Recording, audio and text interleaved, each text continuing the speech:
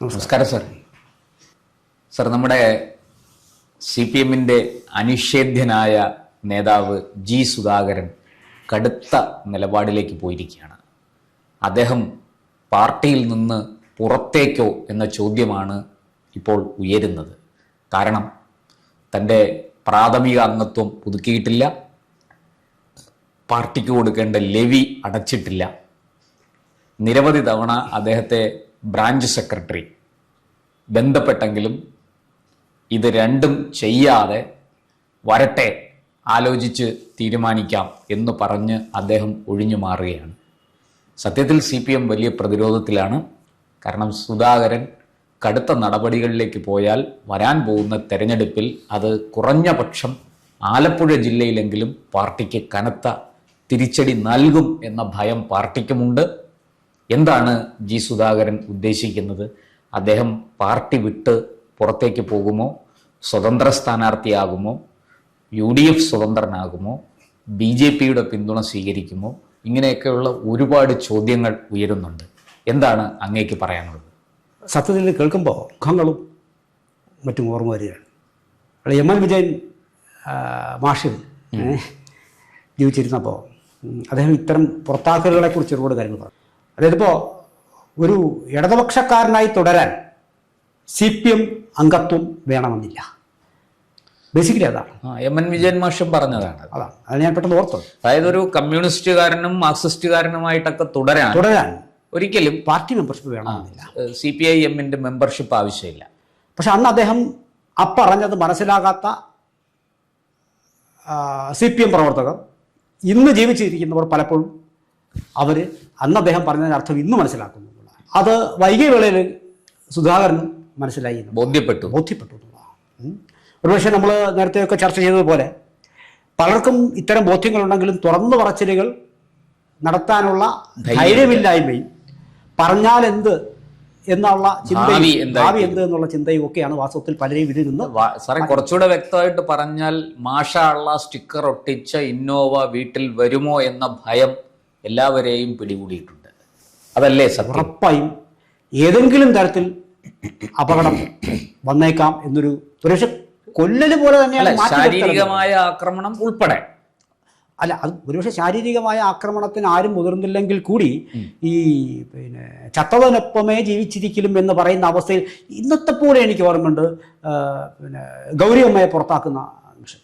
അന്ന് ജി സുധാകരൻ, ഞാൻ അദ്ദേഹത്തെ മോശപ്പെടുത്തി പറയുന്നതല്ല, അന്ന് പാർട്ടി നേതൃത്വം ഒരുമിച്ച് നിന്ന് അതിനെ ന്യായീകരിക്കുന്നത് കണ്ടു. MV രാഘവന്റെ കേസിൽ ഇത് കണ്ടു. CBC വരെ ഇങ്ങനെ ഒരുപാട് പറഞ്ഞു തന്നവരോട് വരുന്നുണ്ട്. അപ്പോൾ നമ്മുടെ ഈ ഒരു പാർട്ടിയെ സംബന്ധിച്ചിട്ട് ഈ കോൺഗ്രസിനെ പോലെയൊന്നും അല്ല ഇത് നാളെ പോലെ രാജിവെച്ചിരിക്കുന്നു എന്ന് കത്തൊന്നും വായിക്കാൻ പറ്റില്ല. ഈ പാർട്ടിക്ക് പുറത്താക്കാനേ കഴിയും നിങ്ങളെ. നിങ്ങൾ വൺസ് നിങ്ങളിത് മെമ്പർഷിപ്പ് എടുത്ത് നിങ്ങൾ ലെവി അടച്ച് നിങ്ങളൊരു ഫുൾ മെമ്പർഷിപ്പിലേക്ക് പോയി കഴിഞ്ഞാൽ പിന്നെ നിങ്ങൾക്കിത് രാജിവെച്ചൊഴിയുന്ന ചിത്രമില്ല. നിങ്ങളെ പുറത്താക്കാനേ കഴിയും. അത് തന്നെ ജനാധിപത്യ വിരുദ്ധമെന്ന് ചിന്തിക്കുന്ന ആളാണ് ഞാൻ.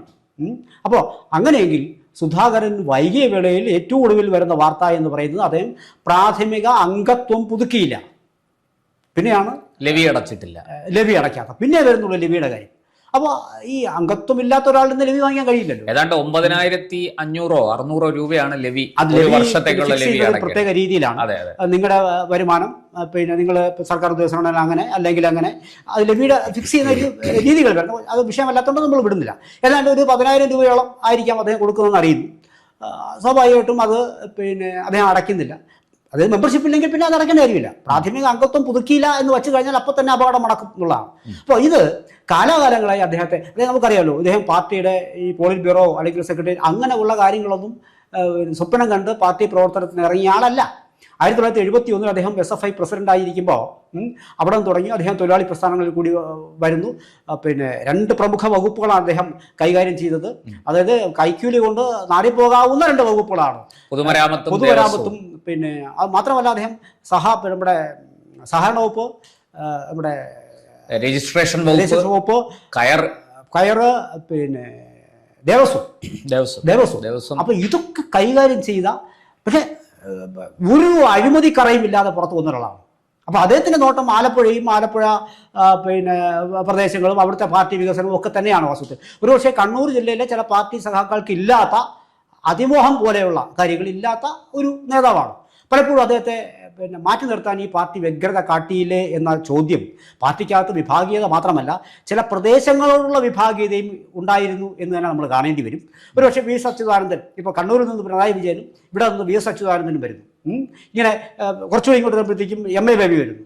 ഈ വി എസ് അച്യുതാനന്ദനും എം എ ബേബിയൊക്കെ ഏറെ നാൾ പിണറായിയുടെ പിന്നെ ഈ എന്താണ് കണ്ണിൽ കരടായി മാറുന്ന ഒരു കാഴ്ചയും ഒതുക്കപ്പെടുന്ന കാഴ്ചയും വിട്ടു നേരത്തെ അറിയാം. അതിൽ ഒരുപക്ഷെ അന്ന് ഇത് അവരോടൊപ്പം ചേർന്ന് നിന്ന ഒരാളാണ് വാസ്തവത്തിൽ പല ആൾക്കാരും ജി സുധാകരനും പലപ്പോഴും. അത് പണ്ട് മറ്റ് പലർക്കും സംഭവിച്ച അതേ കാര്യം ഇന്ന്. പക്ഷെ പോരാട്ട വീര്യം നശിച്ചിട്ടില്ലാത്ത ഒരു കമ്മ്യൂണിസ്റ്റാണ് ഇദ്ദേഹം. അഴിമതിയുടെ കറ പുരളാത്തതിൻ്റെ ധൈര്യം സമ്പത്തായി അദ്ദേഹത്തിനോടൊപ്പം ഉണ്ട്. ഭാര്യയ്ക്ക് മാന്യമായൊരു ജോലി ഉണ്ടായിരുന്നു, മാന്യമെടുത്തിന് കഴിഞ്ഞു പോകാം. അപ്പോൾ അദ്ദേഹത്തിന് നല്ല എഴുത്തും പരന്ന വായനയുള്ളവനാണ് ഈ മനുഷ്യൻ. പലപ്പോൾ നമ്മുടെ കേരള യൂണിവേഴ്സിറ്റി സിൻഡിക്കേറ്റ് പോരാട്ടമൊക്കെ എഴുതിയിട്ടുള്ള മനുഷ്യനാണ്. അപ്പോൾ വെച്ചാൽ അദ്ദേഹത്തെ സംബന്ധിച്ച ഒരു ചെറിയ പദവിയാണെങ്കിൽ കൂടിയും അദ്ദേഹം അത് ഇരുന്ന് അതിൻ്റെ പിന്നെ യൂണിവേഴ്സിറ്റിയുടെ മറ്റ് പാർട്ടിയുമായി ബന്ധപ്പെട്ട മറ്റു കാര്യങ്ങളൊക്കെ വളരെ ഭംഗിയായി അത് എല്ലാ മേഖലയിലും പരിചയസമ്പന്നതയുള്ളൊരു നേതാവാണ്. പക്ഷേ ഏറെക്കാലമായി അദ്ദേഹത്തിൻ്റെ പിന്നെ എന്താണ് കവിതകളിൽ കൂടി എഴുത്തുകളിൽ കൂടിയാണ് സുധാകര കവി ഏറ്റവും മികച്ച. ഞാനൊരു അഭിപ്രായ വ്യത്യാസം പറയുന്നതാണ് എന്ന് കരുതരുത് സാർ. എൻ്റെ ഒരു അഭിപ്രായം ഈ അദ്ദേഹത്തിന്റെ കവിതകൾ ഒഴിച്ച് ബാക്കി എല്ലാ കാര്യങ്ങളോടും എനിക്ക് അദ്ദേഹത്തിനോട് വലിയ ബഹുമാനം തോന്നിയിട്ടുണ്ട്. പക്ഷെ ഈ കവിതകളുടെ കാര്യത്തിൽ അത് കുറച്ച് അസഹനീയമാണ് എന്ന് പറയാതിരിക്കാൻ നിവർത്തിയില്ല. ഇരിക്കട്ടെ, അത് സാന്ദർഭികമായി ഞാനും കൂടി ഒരു കാര്യം പിന്നെ പ്രശാന്തിനോട് പറയാം. ഞാൻ തന്നെ ഒരു ലേഖനം പിന്നെ മുമ്പ് അതിൻ്റെ കയ്യിൽപ്പോഴുണ്ടാവും ചിലപ്പോൾ, വളരെ മുമ്പൊന്നും അല്ല, ഇദ്ദേഹത്തിൻ്റെ ഒരു കവിത വന്ന സമയത്താണ് ഞാൻ ആ ലേഖനം എഴുതുന്നത്. കുന്തമില്ലെങ്കിൽ എന്ത് സുഹാകര കവിതയുണ്ടല്ലോ കയ്യിൽ എന്ന് പറഞ്ഞൊരു സംഭവം ഞാൻ എഴുതിയിരുന്നു. അന്ന് ഒരുപാട് പേര് എന്നെ വിളിക്കാതെ ലേഖനം എഴുതിയിരുന്നു. അദ്ദേഹം മികച്ച കവിയാണെന്ന് എനിക്ക് അഭിപ്രായമില്ല. പക്ഷേ ഈ കവിത എന്ന മാധ്യമത്തിലൂടെ അദ്ദേഹം പാർട്ടിക്ക് കൊടുക്കേണ്ടവർക്കെല്ലാം കൊടുത്തു കഴിഞ്ഞു.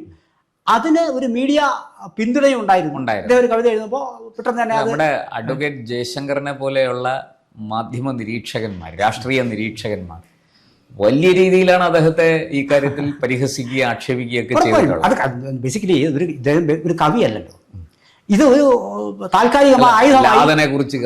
അപ്പോൾ താൽക്കാലികമായ ഒരു ആയുധമായി ഇദ്ദേഹം കവിത എടുത്തു എന്ന് മാത്രമേ ഉള്ളൂ. പക്ഷെ അദ്ദേഹം നല്ല പരന്ന വായനയുണ്ട്, ആഴത്തിലുള്ള അറിവുണ്ട്. അദ്ദേഹത്തിന്റെ നിയമസഭാ പ്രസംഗങ്ങൾ കേട്ടിട്ടുണ്ട്. നല്ല രീതിയിൽ കൃത്യമായിട്ട് പോയിന്റുകൾ പറഞ്ഞ് വകുപ്പുകളും ചട്ടങ്ങളും ഒക്കെ ഉദ്ധരിച്ച് കൃത്യമായി ഭരണഘടന മുറുകെ പിടിച്ചുകൊണ്ട് അദ്ദേഹം നടത്തിയിരിക്കുന്ന നിരവധി പ്രസംഗങ്ങളുണ്ട്.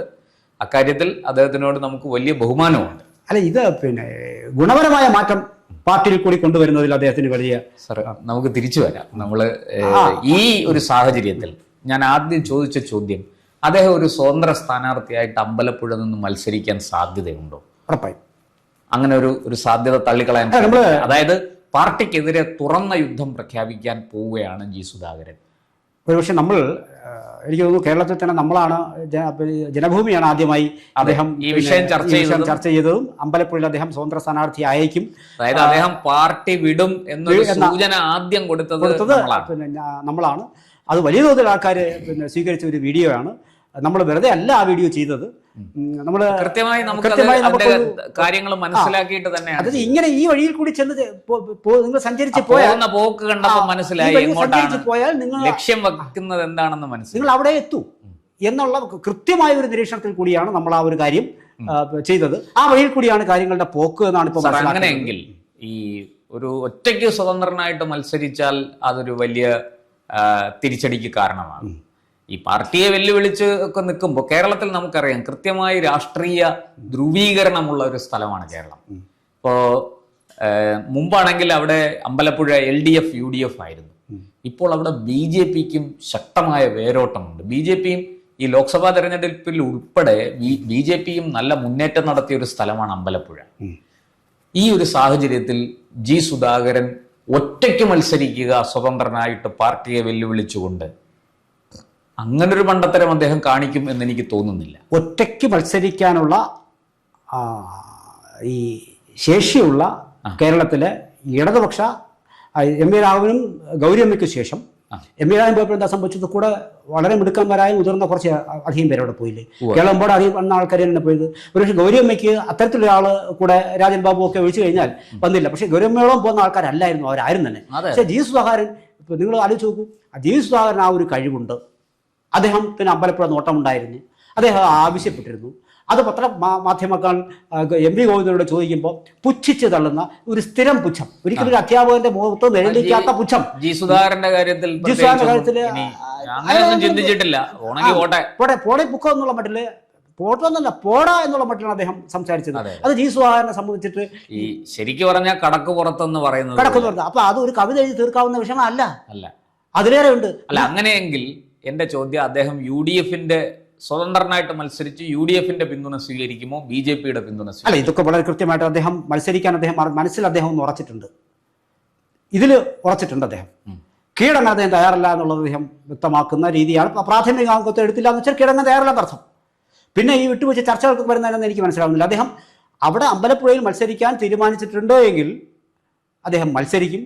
അങ്ങനെ മത്സരിക്കുമ്പോൾ ഒരുപക്ഷെ ഒരു ജനാധിപത്യ പ്രക്രിയയിൽ മറ്റൊരാൾ സ്ഥാനാർത്ഥി, ഇദ്ദേഹം പ്രശാന്ത് മത്സരിക്കുകയാണ്, അപ്പോൾ ഞാൻ പറയുകയാണ് പ്രശാന്താണ് മത്സരിക്കുന്നതെങ്കിൽ ഞാൻ നിൽക്കുന്നില്ല, അല്ലെ എൻ്റെ പാർട്ടിയിൽ നിന്ന് ഒരാളുണ്ടാകില്ല എന്ന് പറയുമ്പോൾ അത് സ്വാഭാവികമായിട്ട് എന്നെ ആര് പിന്തുണയ്ക്കുന്നുള്ള ജനങ്ങളാണ് തീരുമാനിക്കേണ്ടത്, മറ്റു പാർട്ടികളാണ്. ആ പിന്തുണ വേണ്ട എന്ന് ഇന്നുവരെ ആരും പറഞ്ഞിട്ടില്ല. ഈ 2006 മുതൽ അമ്പലപ്പുഴ ഒരു ഇടത് മണ്ഡലമാണ്. അവിടെ ഈ പറഞ്ഞതുപോലെ പണ്ട് അവിടെ കോൺഗ്രസ് ഒക്കെ ജയിച്ചിട്ടുണ്ട്. VS അച്യുതാനന്ദൻ പോലും തോറ്റ ഒരു മണ്ഡലമാണ്. മണ്ഡലത്തിന്റെ ഈ ജിയോഗ്രഫിക്കലായിട്ടുള്ള ഇതിലൊക്കെ മാറ്റം വന്നിട്ടുണ്ട്. എങ്കിൽ കൂടി ഇപ്പോൾ ഈ പറഞ്ഞതുപോലെ അതൊരു ഇടത് കോട്ടയായി, പൊന്നാപുരം കോട്ടയായി തുടരുന്ന സാഹചര്യത്തിൽ ജി സുധാകരൻ കൂടെ മത്സരിക്കാൻ വരുമ്പോൾ കോൺഗ്രസ് എന്ത് നിലപാട് സ്വീകരിക്കും? കോൺഗ്രസ് അവിടെ സ്ഥാനാർത്ഥിയെ ചിലപ്പോൾ നിർത്തിയില്ലാന്ന് വരും. അതാണ് സാധ്യത. കാരണം കോൺഗ്രസിന്റെ ലക്ഷ്യം ഒരു സീറ്റ് അവിടെ കുറയ്ക്കുക എന്നുള്ളതാണ്. ഒരുപക്ഷെ അത് CPM തന്നെ കൊണ്ടുപോകേണ്ട സീറ്റാ. എന്തായാലും CPMന്റെ ഷുവർ സീറ്റുകളിൽ ഒന്നാണ് അമ്പലപ്പുഴ. അവിടെ ഒന്നുകിൽ കോൺഗ്രസ് ജയിക്കുക, ഇല്ലെങ്കിൽ CPM വിരുദ്ധം ജയിക്കുക എന്നൊരു നിലപാട് കോൺഗ്രസ് സ്വീകരിച്ചു കൂടായികയില്ല. അതാണ് ചെയ്യേണ്ടത്. അല്ല, അങ്ങനെയെങ്കിൽ BJPയുടെ നിലപാട് എന്തായിരിക്കും? BJP സ്വാഭാവികമായിട്ടും അവിടെ സുധാകരനെ പിന്തുണയ്ക്കാനുള്ള എല്ലാ സാധ്യതയും, വോട്ട് ചിലപ്പം പകുതി വോട്ട് ചിലപ്പോൾ അങ്ങോട്ട് പോയെന്ന് വരാം. ഇതിന്റെ വിജയം ഉറപ്പാക്കേണ്ട അവരുടെയും കൂടി ആവശ്യമാണ്. എന്ത് വില കൊടുത്തും ഒരു ഷുവർ സീറ്റിൽ CPMനെ തോൽപ്പിക്കുക എന്നുള്ളതാണ്. മാത്രമല്ല, പാർട്ടിയെ എതിർത്തുകൊണ്ട്, പാർട്ടിയിലെ ഇപ്പോഴത്തെ നയങ്ങളെ എതിർത്തുകൊണ്ട് ഒരു അടിയുറച്ച പാർട്ടിക്കാരനായ ജി സുധാകരൻ രംഗത്ത് വരുമ്പോൾ തീർച്ചയായിട്ടും അദ്ദേഹത്തെ പിന്തുണച്ച് പാർട്ടിക്ക് മുഖമടച്ച ഒരു അടി കൊടുക്കുക എന്നുള്ളത് തന്നെയായിരിക്കും BJPയുടെയും കോൺഗ്രസിന്റെയും എല്ലാവരുടെ ലക്ഷ്യം. മാത്രമല്ല, ജി സുധാകരൻ അങ്ങനെ മത്സരിക്കാൻ ഒരുങ്ങിയാൽ അത് അവിടെ മാത്രമായിരിക്കില്ല. അതെ, കേരളത്തിൽ പല മണ്ഡലങ്ങളിലും അതിന്റെ ആലപ്പുഴ ജില്ലയിൽ വലിയ ആലപ്പുഴ ജില്ലയിൽ പ്രത്യാഘാതം ഇനി അവിടെയും ഒതുങ്ങില്ല. ഒതുക്കപ്പെടുന്ന തോമസ് ഐസക് ഇതൊക്കെ പറയുന്നത് ചുമ്മാ കരഞ്ഞറിഞ്ഞ് കൂടെ നിൽക്കുന്നു എന്നുള്ള അല്ലാതെ തോമസ് ഐസക്കിനും ഒക്കെ ഏതെങ്കിലും തരത്തിൽ കൂടെ നിർത്തേണ്ടവരാണ്. അപ്പോൾ തോമസ് ഐസക് പോലെ, പക്ഷേ ഈ പറഞ്ഞതുപോലെയാണ്, പിണറായിക്ക് വലിയ താല്പര്യമില്ല, MV ഗോവിന്ദന് വലിയ താല്പര്യമില്ല, പാർട്ടിക്ക് പൊതുവേ താല്പര്യമില്ല. അപ്പൊ പിന്നെ തോമസ് ഐസക്കിനെ പോലെയുള്ളവർ എന്ത് ചെയ്യും? അങ്ങനെ ഉള്ള ചില ആൾക്കാരിൽ നിന്നുള്ള പിന്തുണയും കൂടി സുധാകരൻ ലഭിക്കും, അത് സംശയം വേണ്ട. അങ്ങനെ ഒരു സാഹചര്യത്തിലേക്കാണ് കാര്യങ്ങൾ പോകുന്നത്. പാർട്ടിക്ക് ഇതിൽ നമ്മൾ ഒന്നുകൂടി പറഞ്ഞു വേണം ഇത് നിർത്താൻ. പാർട്ടിക്ക് ഈ പാർട്ടി ചട്ടക്കൂടിൽ നിന്നും മാറി ചിന്തിക്കേണ്ടി വരുന്നു, നടക്കേണ്ടി വരുന്നു എന്നുള്ളത് ഇലക്ഷനുമായി ബന്ധപ്പെട്ട് കഴിഞ്ഞ ഒരു 2 മാസമായി വല്ലാത്ത ദുരന്തത്തിലേക്കാണ് ഈ പാർട്ടി പോകുന്നത് എന്നതിൻ്റെ ലക്ഷണങ്ങൾ കാട്ടുന്ന പ്രവൃത്തികൾ അത്താഴം മുടക്കുക മാത്രമല്ല ചെയ്യുന്നത്, അതിലേറെ വലിയ വിപത്ത് ഈ പാർട്ടികളിൽ നിന്നും കിട്ടുന്നു. അതിൻ്റെ ഏറ്റവും ഒടുവിലത്തെ ഉച്ചയായിട്ടാണ് സുധാകരൻ വരുന്നത്. സുധാകരൻ അങ്ങനെ മാറിയാൽ നിങ്ങൾ നോക്കിക്കോളൂ, ഇലക്ഷന് മുമ്പ് തന്നെ സുധാകരന് കേരളത്തിൻ്റെ അങ്ങോളം ഇങ്ങോളം നിന്ന് വലിയ തോതിൽ പിന്തുണയുണ്ടാവും. അത് പാർട്ടിയെ വീണ്ടും സമ്മർദ്ദത്തിലേക്കും പാർട്ടിയുടെ അടിത്തറ അല്ല, പാർട്ടിയുടെ ഈ ഒരു പ്രായം കഴിഞ്ഞാൽ പിന്നെ ഇറച്ചി വിലയ്ക്ക് വിൽക്കുന്ന മാടുകളെ വിൽക്കുന്ന ഒരു നയം അത് പാർട്ടി സ്വീകരിച്ചു എന്ന വലിയ പരാതി ജി സുധാകരനുണ്ട്. ആ പരാതി ജി സുധാകരന് മാത്രമല്ല, തോമസ് ഐസക്കിനെ പോലെയുള്ള നിരവധി പേർക്കുണ്ട്. അത് ഇവിടെ വർക്കൗട്ടായാൽ പാർട്ടിയെ കാത്തിരിക്കുന്നത് ഒരു കനത്ത തിരിച്ചടിയായി. നിങ്ങൾ ഒരിക്കലും കണ്ണുരുട്ടിക്കാട്ടി സുധാകരനെ പേടിപ്പിക്കാമെന്ന് ഒരു പാർട്ടിക്കാരും ചിന്തിക്കണ്ട. അങ്ങനെ സംഭവിക്കില്ല. അങ്ങനെ സംഭവിക്കില്ല.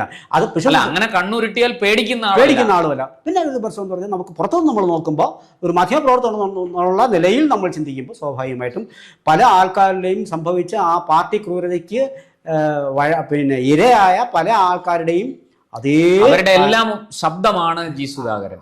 അത് തനിയാവർത്തനമായി സുധാകരൻ കൂടി വീണ്ടും പുറത്തു വരുന്നു എന്നുള്ളതാണ്. എന്തായാലും നമുക്ക് കാത്തിരുന്ന് കാണാം. ഈ പറഞ്ഞതുപോലെ ജി സുധാകരൻ പാർട്ടിയെ വെട്ടി മുന്നോട്ട് പോകുമോ, പാർട്ടി അദ്ദേഹത്തിന് വഴങ്ങുമോ, ഈ രണ്ട് കാര്യങ്ങളും സംഭവിക്കാൻ സാധ്യതയുണ്ട്. നമുക്ക് വരും ദിവസങ്ങളിൽ കൃത്യമായിട്ട് അറിയാം എന്താണ് സംഭവിക്കാൻ പോകുന്നത്. നന്ദി. കൂടുതൽ വാർത്തകളും വിശേഷങ്ങളും നേരിട്ട് ലഭിക്കാൻ ജനങ്ങളിൽ നിന്ന് ജനങ്ങളിലേക്ക് ജനഭൂമി ന്യൂസ് സബ്സ്ക്രൈബ് ചെയ്യൂ. ബെൽ ബട്ടൺ അമർത്താനും മറക്കരുത്.